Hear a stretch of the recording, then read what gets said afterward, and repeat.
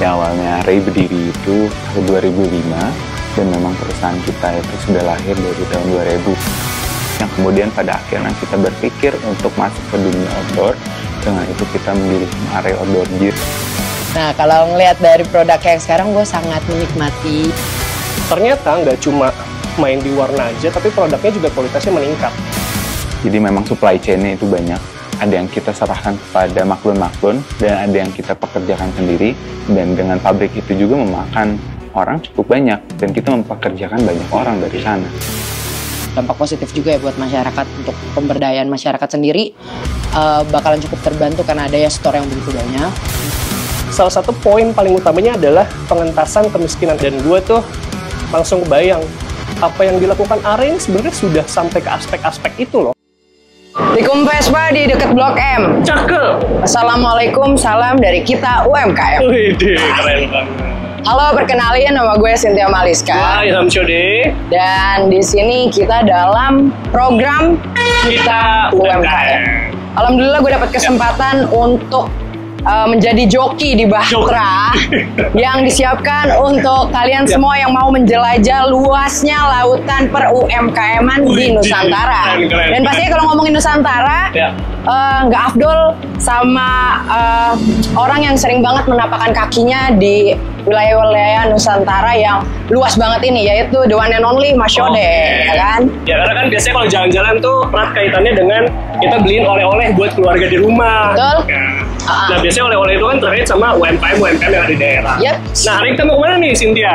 Ini salah satu tempat yang paling gue suka, lovely place, dan menurut gue zona nyaman gue. Zona nyaman. Dan menurut gue juga ini salah satu kota yang menjadi titik pusat dunia perskenaan Indonesia. Perskenaan Indonesia. Fashion. Gitu. Fashion. Wih, keren. Kalau ngomongin fashion, kayaknya kurang lengkap banget nih Mas kalau lu nggak bawa tas. Betul. Ya kan? Kalau ngomongin tas, apalagi dunia peroutdooran, yang langsung terlintas di otak lu tuh apa sih Mas? Bandung, lokal, UMKM. Gua sebutin lagi cluenya sudah berdiri dari tahun 2005. Huruf depannya apa? Langsung obvious gitu ya. Oke, tak lama-lama jadi kita mau ke Ray. Mau mana kita? Kita mau ke Ray.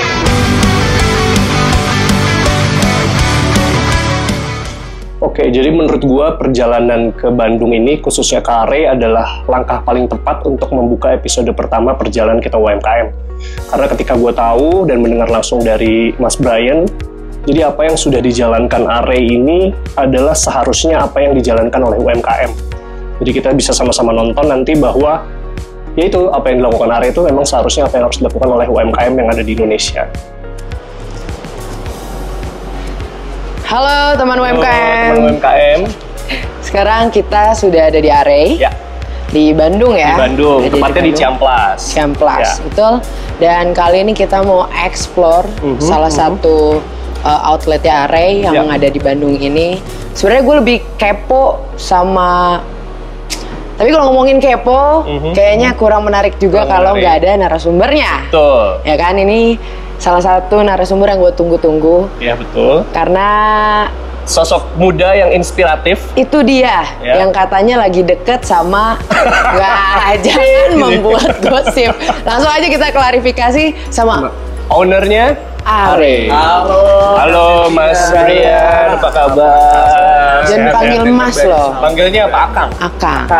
Karena dia sudah habis. AA ya. Enggak, kamu kan Dede. Kamu kan Dede gemes. Kamu umur berapa? Oh, tahun ini 23 tahun. 23 tahun. Rondong. Tapi emang bener. Lu yang punya Ray. Gimana ya? Nah, dia yang punya deh. Umur berapa? Kelihatan umur berapa? Coba samping-sampingan.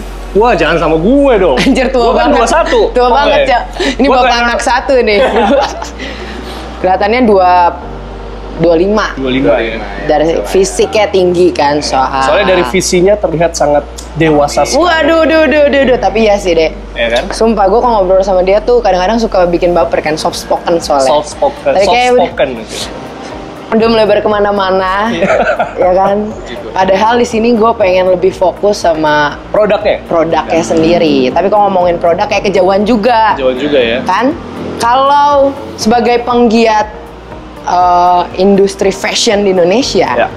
Fashion outdoor tentunya. Fashion. Kalau gue kan fashion ya deh. Gue meluas, melebar kemanapun, ya kan. Nah, itu yang pengen gue jadiin pertanyaan, Mas Brian. Sebenarnya Are sendiri dari sekian banyak lini fashion di Indonesia bahkan di dunia, kenapa akhirnya memilih industri fashion outdoor? Ya, sebenarnya aku pengen recall sedikit bahwa Are ini udah diri cukup lama dari tahun 2005. Dan memang perusahaan kita itu sudah lahir dari tahun 2000. Pada awalnya kita membuat beberapa produk seperti tas, seperti daypack atau tas-tas samping, my waist bag seperti itu. Yang kemudian pada akhirnya kita berpikir untuk masuk ke dunia outdoor. Dengan itu kita mendirikan Are Outdoor Gear sebagai salah satu penyedia apparel dan perlengkapan outdoor di Indonesia juga.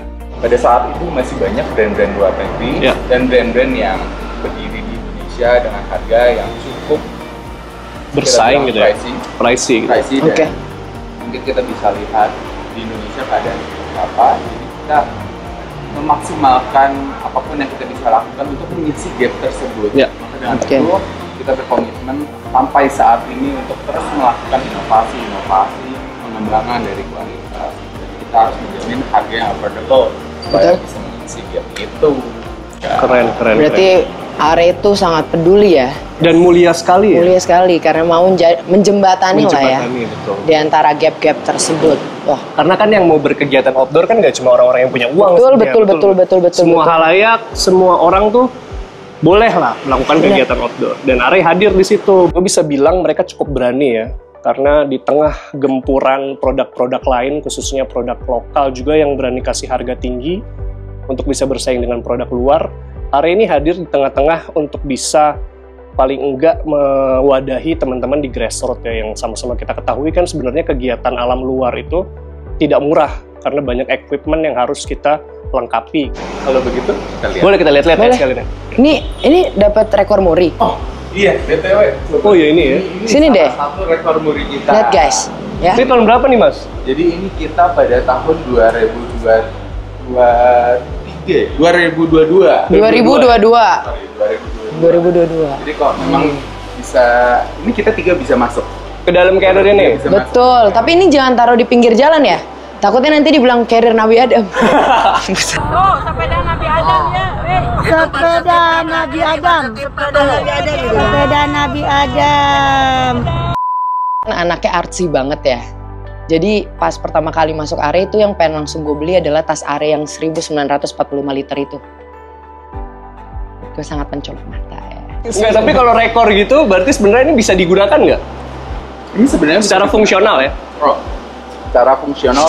Siapa yang mau gunain? Porter. Nggak ada yang segede gini.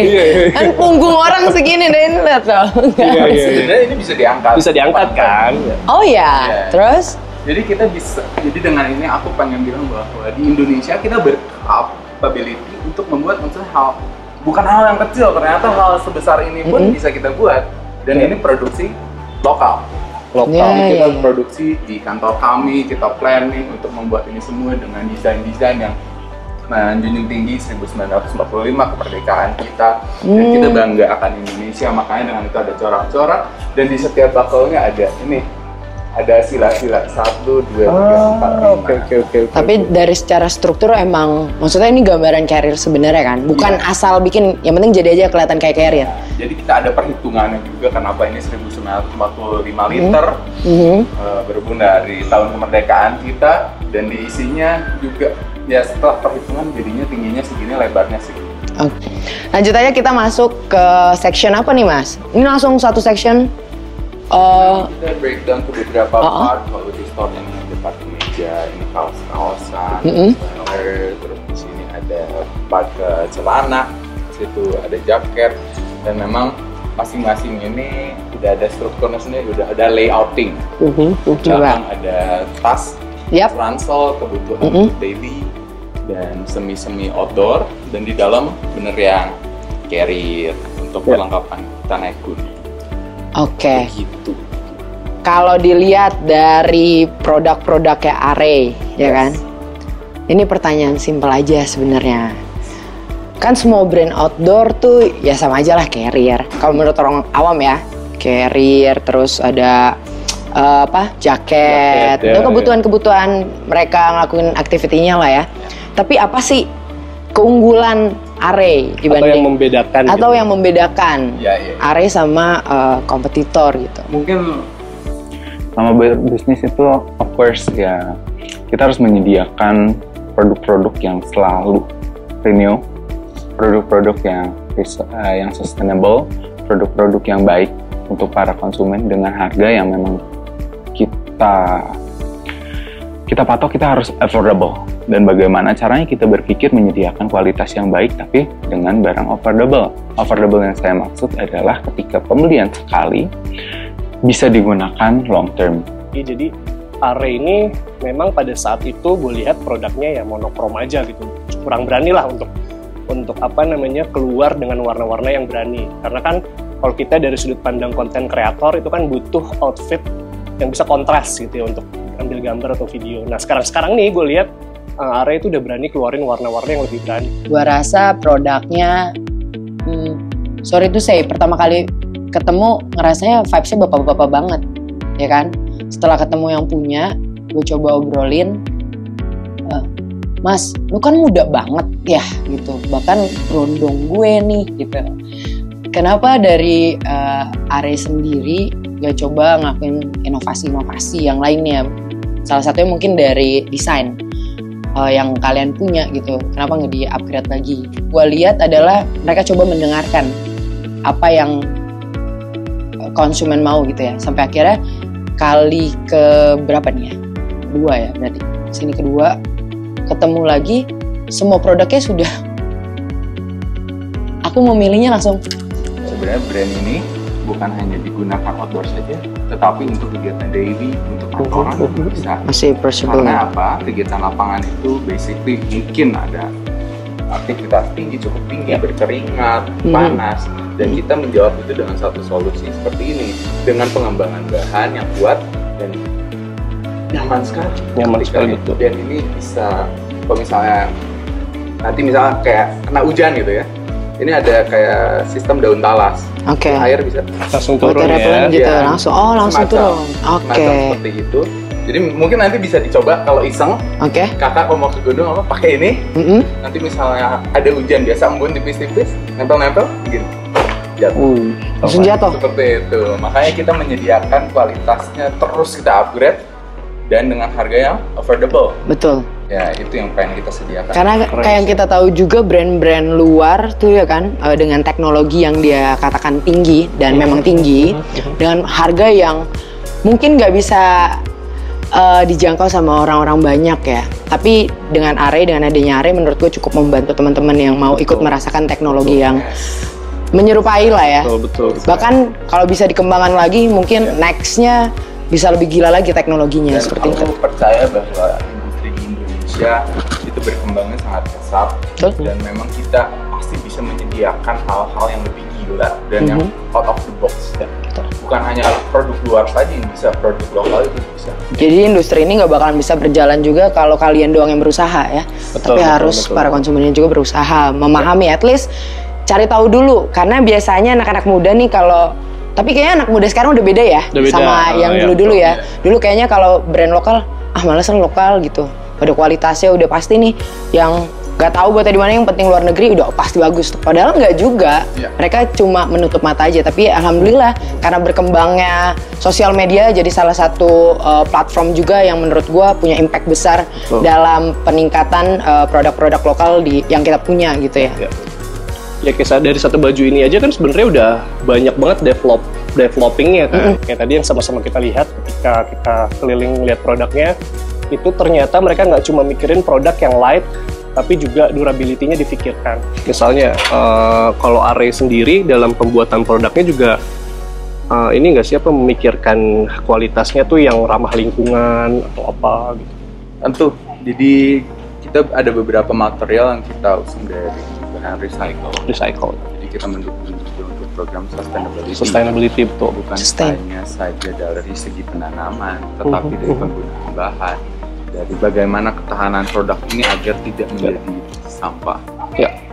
Kenapa saya bisa bilang seperti itu? Dengan ketahanan produk tinggi, berarti daya pakainya lebih panjang. Lebih panjang, Masa umurnya lebih pakainya panjang, ya. Oleh sebab itu kan itu dikatakan juga menurut kita sebuah program sustainable. Bagaimana membuat produk yang memang kuat, nyaman, dan dapat dipakai secara long term. Jadi memang kalau bisa kita lihat di sini, mungkin kasih lihat ke teman-teman kali ya. Boleh. Mungkin Kelihatan? di sini ada semacam logo sustainable recycling. Ini dari bahan yang didaur ulang. Oke. Begitu. Dengan mungkin ada beberapa desain yang memang kita sebagai campaign kita juga untuk meningkatkan awareness terhadap recycle, terhadap sustainability. Gitu. Mungkin boleh dilihat? Iya dong, aku mau lihat. Oke, dia regular fit ya. Nah sekarang kan sukanya oversize. Oh dia sekarang udah nggak harus oversize karena perutnya udah nggak buncit ya guys. Tapi emang t-shirtnya di Arey menyerap keringat. Oh, boleh dicoba. Asik. Karena kalau aku pribadi aja kalau naik gunung sebenarnya aku lebih suka pakai yang dry fit kan. Ya. Karena aku mungkin kurang teredukasi. Jadi kalau pikiranku kalau t-shirt kayak gini yang basic t-shirt kayak gini nggak menyerap keringat dengan baik gitu. Ya. Kalau dari Mas Brian sendiri kayak gimana tanggapannya? Aku pun setuju. Tapi mungkin untuk pendakiannya jarak pendek, ringan. Untuk activity, kita menyediakan sangat banyak pilihan. Oke. Dan begitu pun untuk pendakian, seperti bahan baku di sini. Walaupun ini kesannya kayak t-shirt biasa, tapi memang tapi ini bahannya kita sudah gunakan dan kita kembangkan. oke, ya. Nah, sama ini. Sekarang kan banyak pendaki skena. Gropcore. Gimana tanggapan Arey sendiri buat di fase inilah? Di fase ini. Setahu kan biasanya pendakian tuh menurut aku pribadi secara mata awam aja ya. Terkenal ya standar gitu-gitu aja. Tapi sekarang dengan adanya Gropcore kayaknya fashion di gunung tuh makin meningkat gitu. Arey sendiri nge-adjust dirinya ke sana nggak sih gitu? Kita terbuka sekali untuk namanya segi fashion. Karena kita penyedia fashion, maka kita harus menyediakan beberapa produk yang mengikuti tren. Betul. Dan kita pun sebenarnya ada beberapa produk tersebut seperti ini. Nah, ini juga. Nah, ini gue udah punya nih. Gropcore. Sebenarnya Gropcore itu Gropcore. Kita harus sesuaikan juga. Tidak semua gunung bukan bisa, semua gunung bisa pakai ini dan mungkin gunung-gunung yang lebih pendek, gunung-gunung yang lebih muda kita bisa pakai dengan pakaian lebih ringan, jaket-jaket yang lebih tipis, ataupun misalnya tank top tidak usah menggunakan seperti ini menurut kami. Tapi kita menyediakan, soalnya keperluan berbeda-beda. Pendakian 1-2 hari, 3-4 hari, bahkan 2 minggu, itu semua keperluannya berbeda-beda. Makanya itu kita sesuaikan dengan edukasi kepada konsumen. Tapi edukasi itu penting deh. Penting. Kan? Karena sebenarnya gue nggak nyalahin juga sih ada yang pakai Gropcore ke coffee shop. Tapi itu fashion. Jadi nggak cuma untuk pendakian gunung, tapi juga ini relate sama urban style kan. Betul. Lu mau deh pakai? Nanti dulu deh. Terus kalau ngomongin produk secara serius, gue lumayan tertarik sama dia punya bangku. Karena bisa ada kucing tiba-tiba. Gila. Ini emang mengundang kucing bangkunya. Nah, Masya Allah. Tuh kucingnya guys.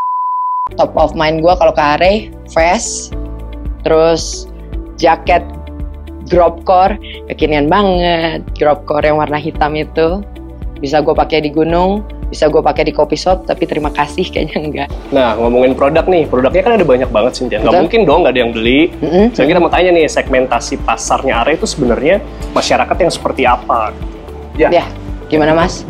Segmentasi pasar kita, of course, pencinta alam, penggiat outdoor, dan beberapa orang-orang yang memang suka berkegiatan cepat, berkegiatan di lapangan. Arey ini sudah dapat digunakan oleh para siswala, berarti siswa-siswa itu bisa range dari SMA sampai berumur 40, di Dimana pada saat ini Arey menyediakan banyak perlengkapan yang bukan hanya outdoor saja, tetapi kegiatan lapangan.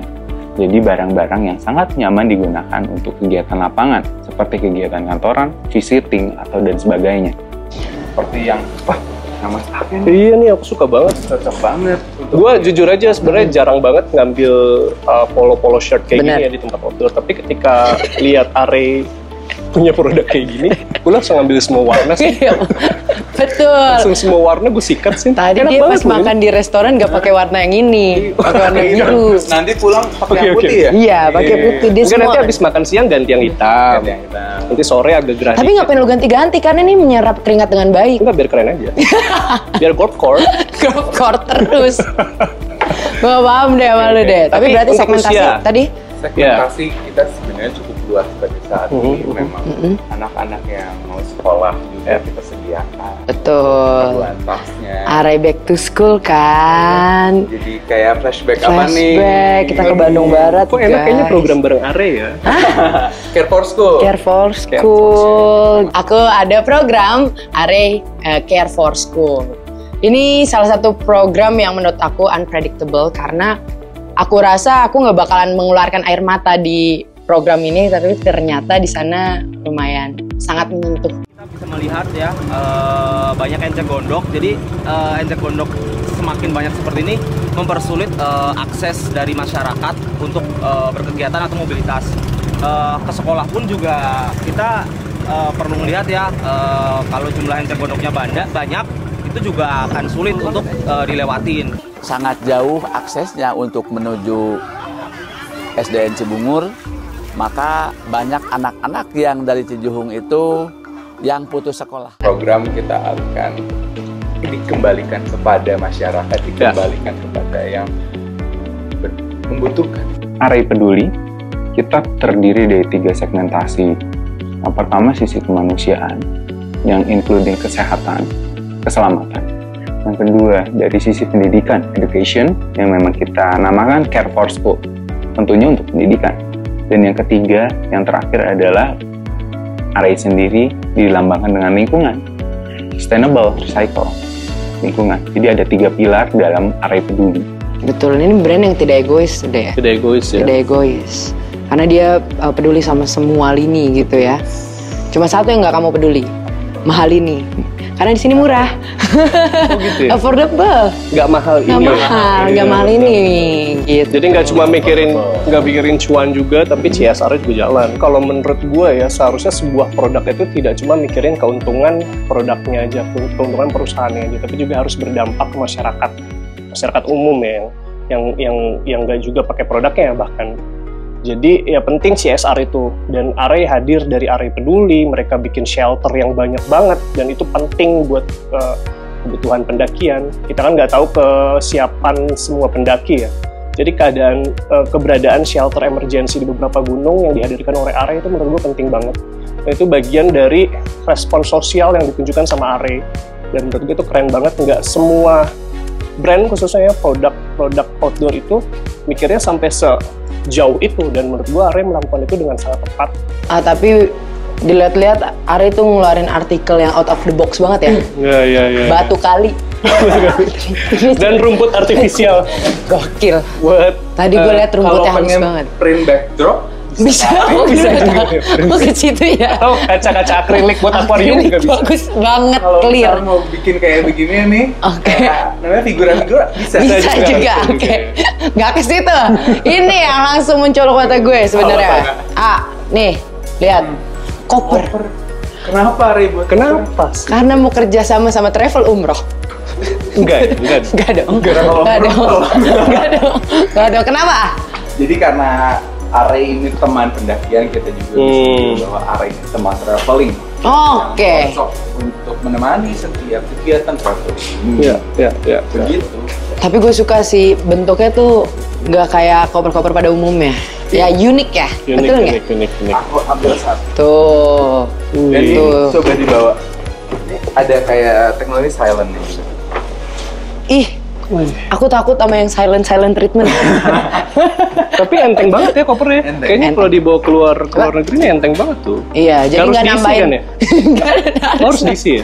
Oh, tetap harus diisi. Iya, bisa. Sorry. Bisa kosong beli di sana, bawa pulang. Oh iya benar. Harus ingat, cinta produk lokal. Cinta produk Betul, lokal. ini hard case ya.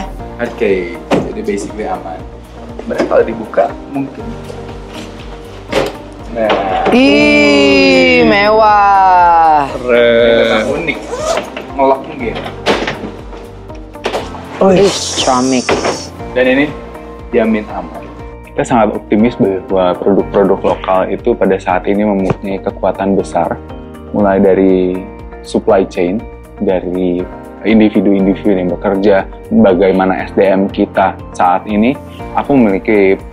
Aku berpikir bahwa kita memiliki potensi yang besar. Oleh sebab itu, kita lebih baik untuk mendalami dari segi produk, dari segi R&D, semuanya dilakukan dalam negeri karena kita punya kekuatan besar itu. Saya sangat optimis. Ini sebenarnya yang ditunggu-tunggu anak Agun, anak gunung. Jadi kalau misalnya kita pikir, kok mau pakai carrier yang enak, harus pakai brand luar negeri. Iya. Berapa brand? Enggak dong. Kita punya solusinya. Aryo Torjir, wah sangat marketing. Dia langsung connect. Kok gue terlalu marketing ya? Kayaknya gue yang punya deh. Apa sih bedanya yang ada back sistemnya sama yang enggak? Mungkin kan ada banyak yang teman-teman yang awam. Pasti ada back system. Tapi memang yang bedain? pengembangan back system itu disesuaikan sama pendakian gunung. Oke. Jadi misalnya untuk pendakian lebih lama, lebih nyaman. Dan memang Oke. kita terus mengembangkan karena memang untuk menyediakan harga affordable dan kualitas yang baik, pemakaian yang nyaman juga, Kak. Jadi memang itu visi kita. Nggak harus brand luar negeri, tapi kita juga bisa gitu loh. Kita juga bisa. Dan berarti Array ini khususnya untuk menciptakan satu produk juga harus mendengarkan dari pendakinya langsung kan, expertise-nya langsung gitu ya. Dan gua pertama kali tahu brand Array itu kalau nggak salah tahun 2018. Kebetulan Array ini memang menurut gua salah satu brand lokal yang paling berani untuk berkolaborasi sama teman-teman konten kreator yang bergerak di bidang outdoor ya, karena teman-teman gue banyak lah, bisa gue sebutin satu-satu, dan gue juga lihat banyak foto teman-teman masih terpampang di sini.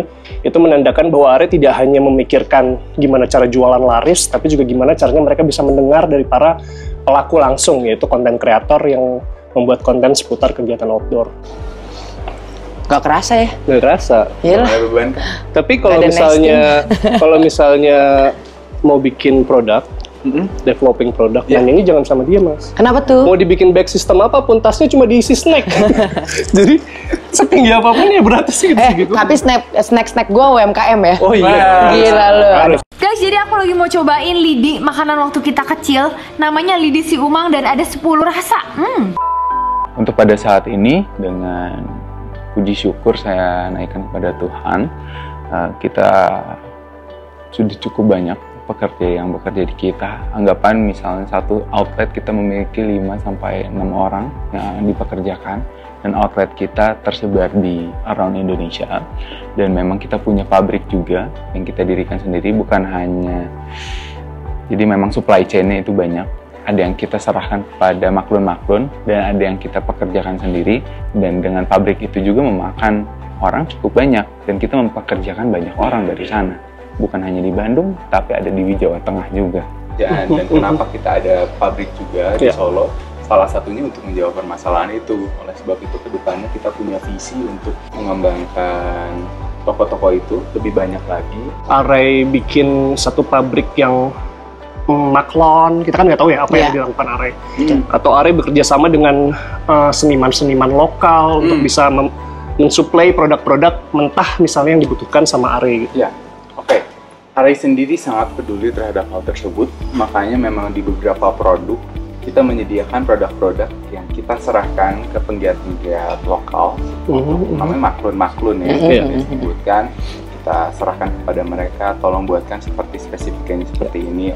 Of course, sudah melewati tahap namanya QC. Iya, QC dan penyesuaian agar kualitas yang dijual itu sama semuanya. Gue tuh selama ngobrol sama Mas Brian ya, gue tuh recall terus. Jadi kan kita sekarang punya pemimpin baru, Jelas setiap pemimpin itu pasti punya visi yang beda-beda. Nah, selama ngobrol sama Mas Brian, gue tuh keingetannya sama instruksi Presiden nomor 8 tahun 2025. Jadi kan di Inpres itu kan salah satu poin paling utamanya adalah pengentasan kemiskinan ekstrem. Ya kan, dan gue tuh langsung kebayang apa yang dilakukan ARE ini sebenarnya sudah sampai ke aspek-aspek itu loh, karena mereka mengerjakan karyawan di setiap store-nya, yang store-nya itu udah tersebar di Indonesia. Dia juga punya kerjasama maklon dengan seniman-seniman lokal. Dia juga punya pabrik yang pasti mempekerjakan seniman dan handcrafter lokal. Itu menurut gue udah salah satu aspek yang membuktikan bahwa ARE ini juga punya tujuan untuk mengentaskan kemiskinan ini. Kalau untuk UMKM sendiri yang tadi udah dijelasin sama Mas Brian dan Mas Ode juga, ternyata gue juga baru tahu dia tuh kerjasama sama handcrafter lokal. Terus ada seniman-seniman lokal juga, bahkan dia sampai buat maklon. Jadi itu lumayan punya impact yang sangat besar lah. Kita pengen brand kita itu bisa berdampak buat orang-orang.